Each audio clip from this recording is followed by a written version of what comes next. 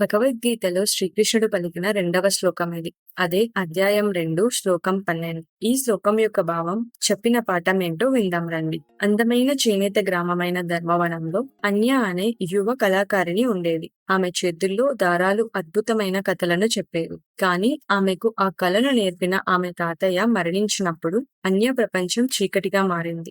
ఆమె నవ్వు ఆగిపోయింది మరియు ఆమె మగ్గం నిశ్శబ్దంగా మారింది. ఒక రాత్రి దుఃఖం నిండిన హృదయంతో ఆమె తన తాతయ్య పాత మగ్గాన్ని తాకింది. అకస్మాత్తుగా దారాలు వెన్నెలలా మెరిశాయి మరియు తన గది ఒక కలల ప్రపంచంగా మారింది. అన్య కళ్ళు తెరిచేసరికి ఆమె ఒక పురాతన నగరంలో ఉంది. ఆమె చేతులు సున్నితమైన పట్టును నేస్తున్నాయి. ఆమె పక్కన ఒక జ్ఞానుడైన గురువు ఆమెకు మార్గనిర్దేశం చేస్తున్నారు. ఆయన కళ్ళు ఆమె తాతయ్య కళ్ళలాగే ఉన్నాయి. తరువాత ఆమె ఒక యోధ యువరాణి. ఆమె సోదరుడితో కలిసి తన రాజ్యాన్ని రక్షిస్తోంది. ఆ సోదరుడి కళ్ళు కూడా ఆమె తాతయ్య కళ్ళలాగే ఉన్నాయి. ఆమె ఒక రైతుగా మారింది. తన తండ్రితో కలిసి పొలంలో పనిచేస్తోంది. ఆ తండ్రి కళ్ళు కూడా ఆమె తాతయ్య కళ్ళలాగే ఉన్నాయి. ప్రతి జీవితంలో, ప్రతి రూపంలో ఆమె అదే ప్రేమ గల ఆత్మను చూసింది. అప్పుడు ఆమెకు భగవద్గీతలోని శ్రీకృష్ణుడు మాటలు గుర్తుకు వచ్చాయి. నత్వేవాహం జాతునాసం నత్వం నేమే జనాధిపాః నచైవ న భవిష్యామః సర్వే వయమతః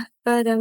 ఈ పద్యం యొక్క భావం, నేను లేని కాలం ఎప్పుడూ లేదు, నీవు ఈ రాజులు లేని కాలము లేదు, భవిష్యత్తులో మనమందరం లేకుండా ఉండే కాలము కూడా లేదు. ఆ భావం తెలుసుకున్న అన్య కళ్ళ నుండి ఆనంద బాష్పాలు రాలాయి. ఆమె తాతయ్య పోలేదు, ఆయన కేవలం ఒక కొత్త రూపం తీసుకున్నారు. వారి ప్రేమ ఒక జన్మకు పరిమితం కాదు, అది కాలాతీతమైనది. ఒక నూతన శక్తితో అన్య తన మగ్గం వద్దకు తిరిగి వచ్చింది. ఇప్పుడు ఆమె చేతులు కేవలం దారాలను కాదు, జన్మల కథలను, శాశ్వతమైన ఆత్మల యొక్క అందమైన నృత్యంను నేస్తున్నాయి. ఈ కథ మనకు నేర్పేది ఏమిటంటే, మన సంబంధాలు శాశ్వతమైనవి. ప్రేమ మరణంతో ముగియదు. మనం పంచుకునే ప్రేమ మరియు అనుబంధాలు మరణం ద్వారా చెరిపివేయబడవు, కానీ అవి కాలాతీత ప్రయాణంలో ఒక భాగం. మన శాశ్వతమైన స్వభావాన్ని అర్థం చేసుకోవడం ద్వారా మనం ధైర్యంతో నష్టాన్ని ఎదుర్కోగలము.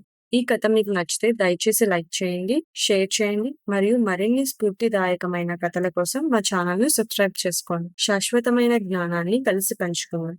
సర్వే జనా సుఖినో భవంతు.